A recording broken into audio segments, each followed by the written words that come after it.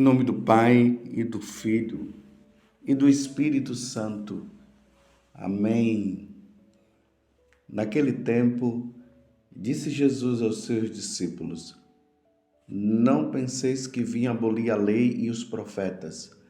Não vim para abolir, mas para dar-lhes pleno cumprimento. Em verdade, eu vos digo, antes que o céu e a terra deixem de existir, nenhuma só letra ou vírgula serão tiradas da lei, sem que tudo se cumpra.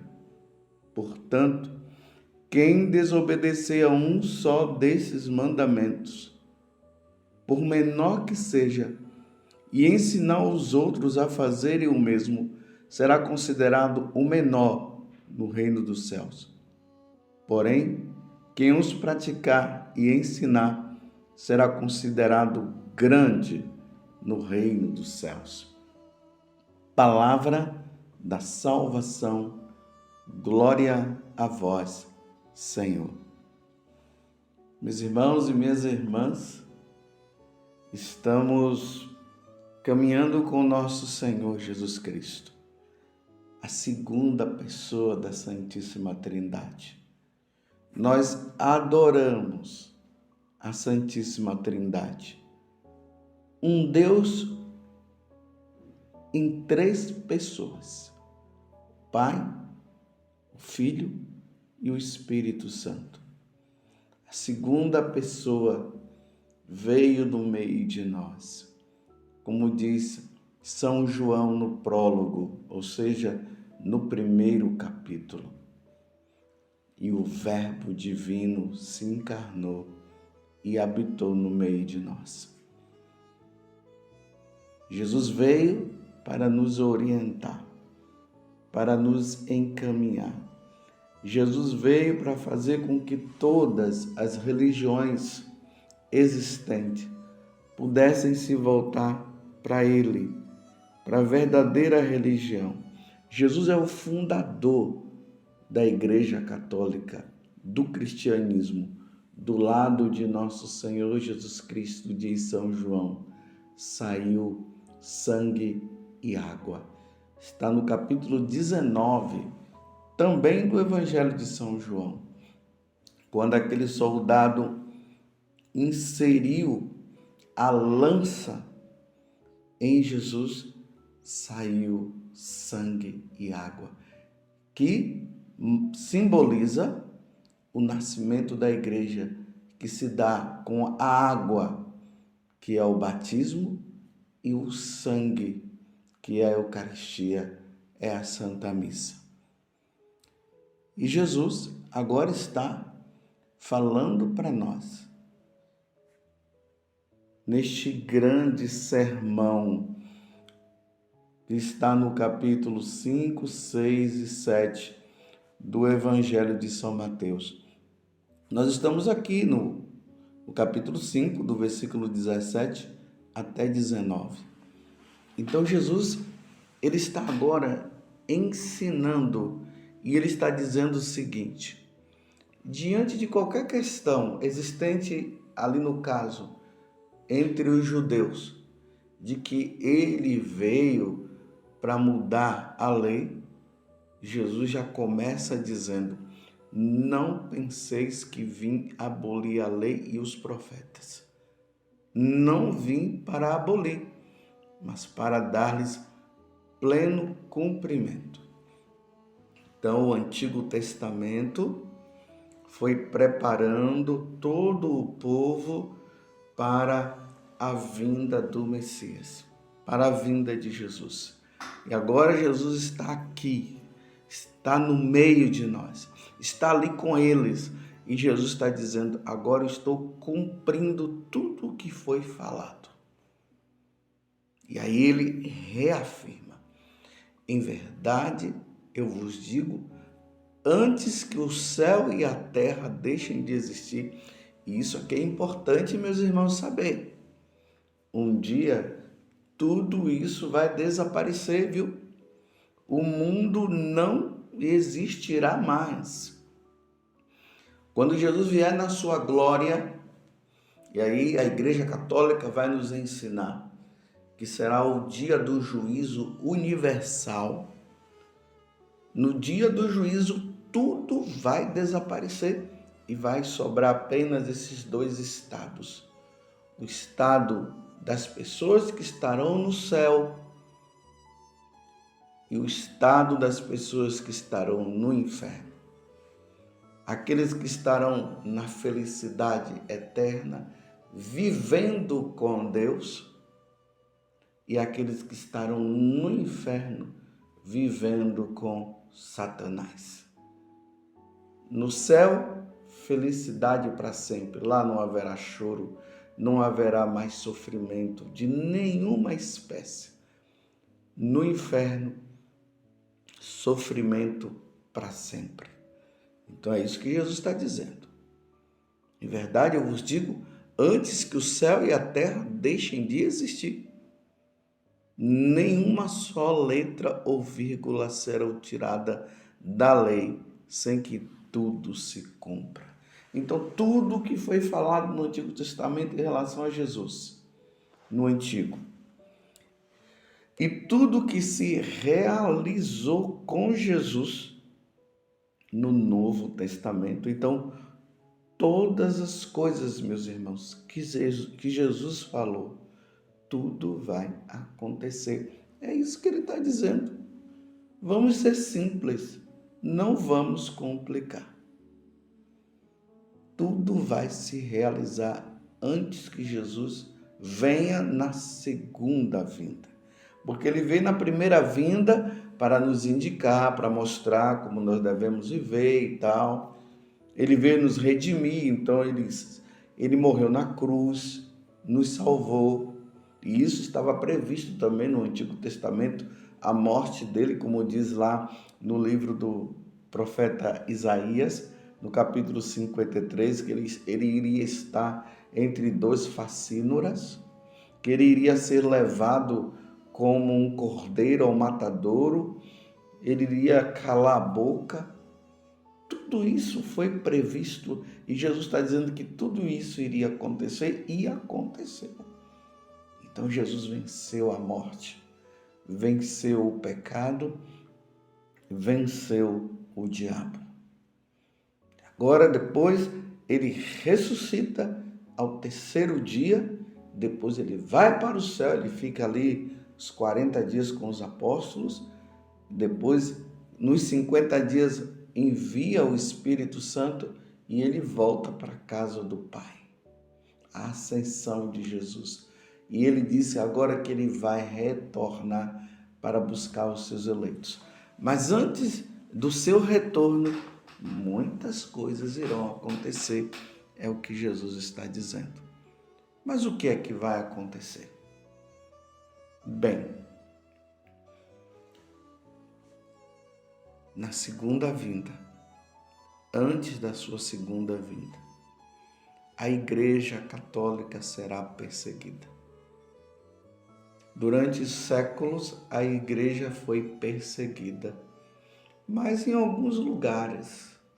Mas acontecerá a perseguição à Igreja a nível universal, em todos os lugares.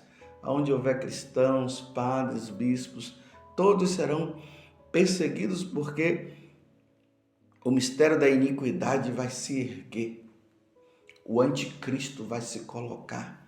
Como diz no livro do Apocalipse, ele fará prodígios e milagres e muitas pessoas muitos, até os católicos, irão se admirar com as coisas que ele fará e irão segui-lo. E ali fala no capítulo 13 do Apocalipse, ninguém vai comprar, ninguém vai vender se não tiver a marca dele. E aí vem o quê? A apostasia. Mediante a perseguição, os cristãos, os católicos não irão resistir. Muitos não irão resistir.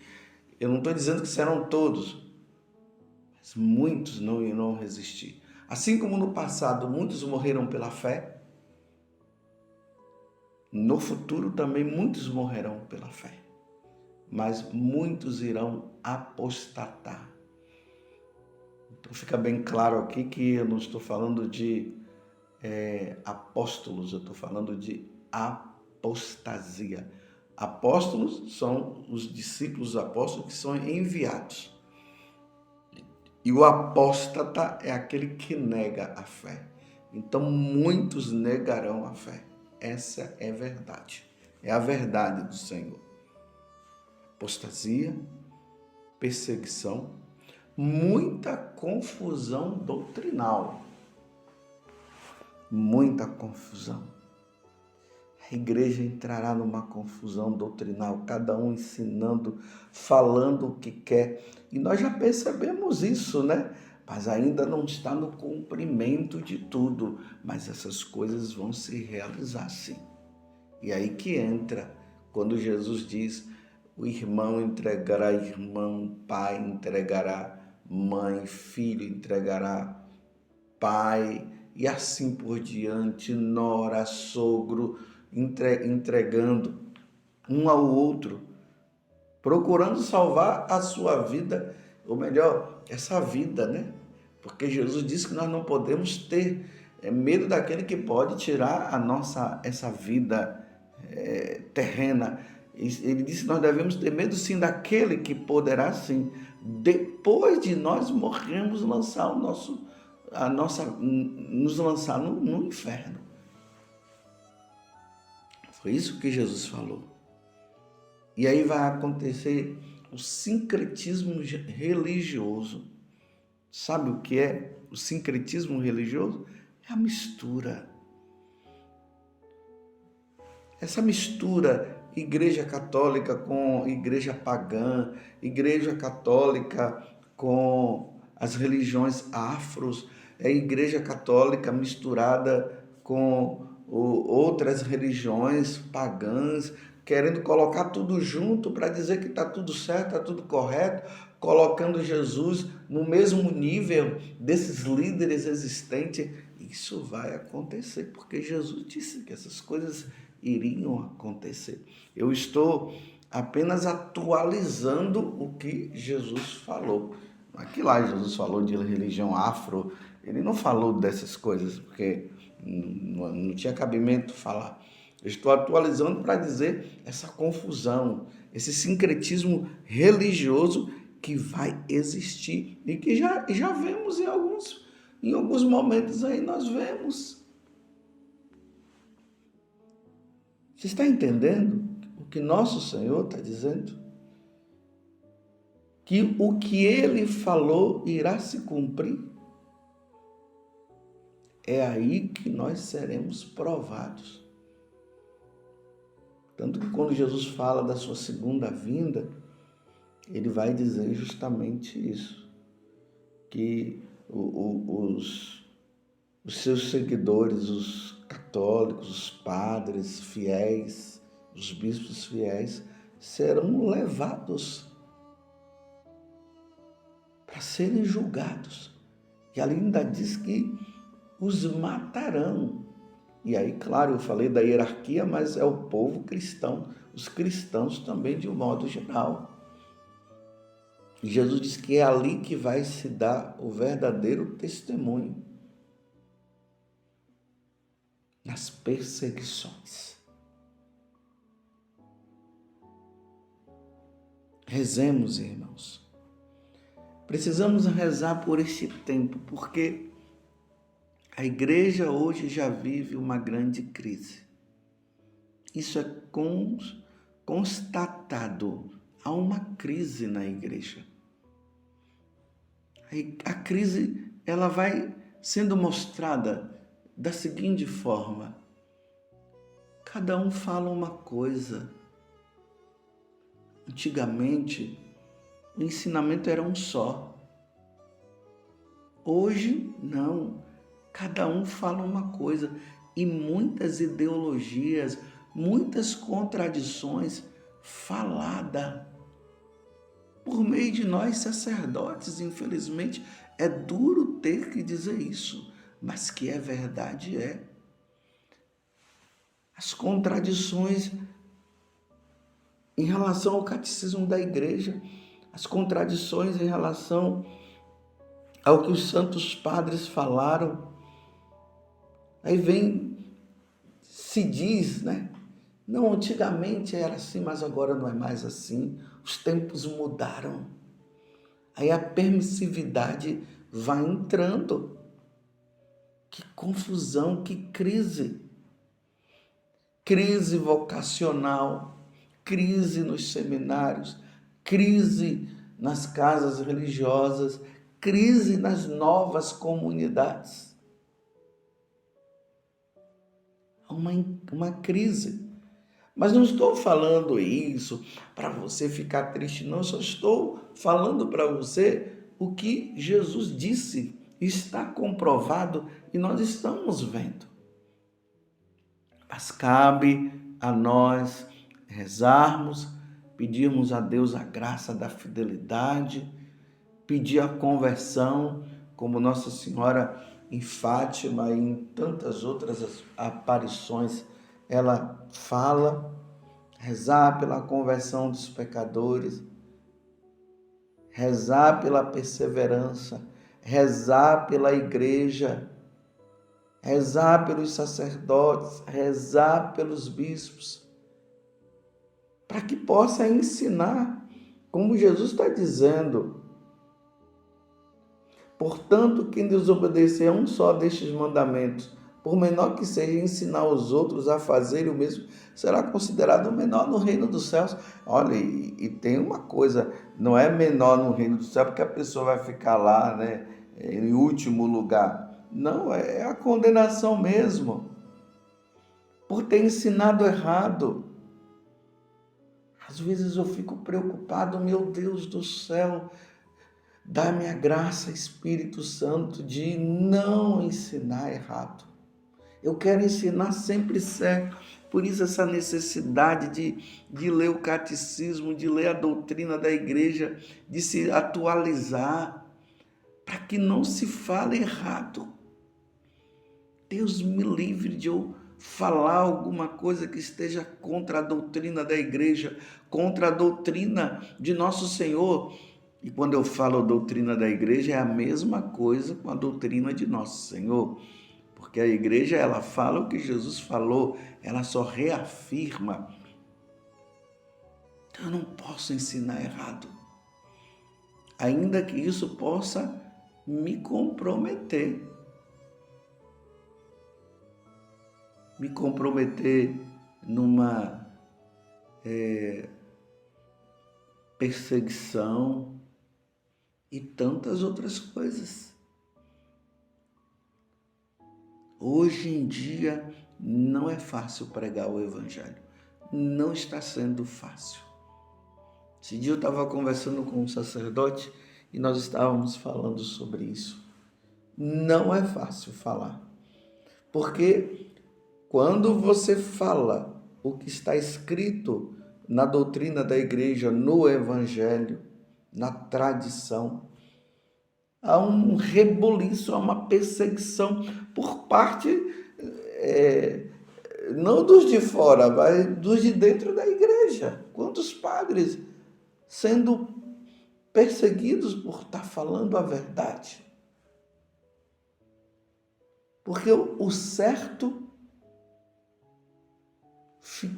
virou errado.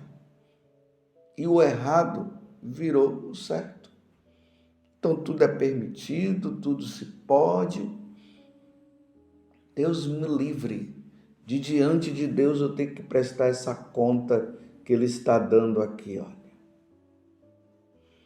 Que aquele que ensinar errado será considerado o menor no reino de Deus.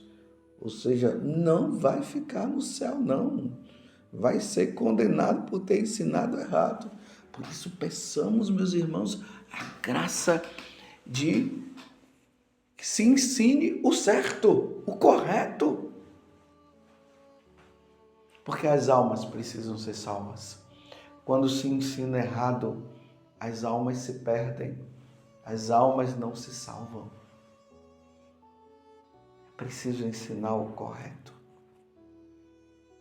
que Nossa Senhora, ela interceda pela igreja, que ela interceda pelos cristãos, para que nós possamos ser fiéis até o fim, porque aquele que perseverar até o fim será salvo.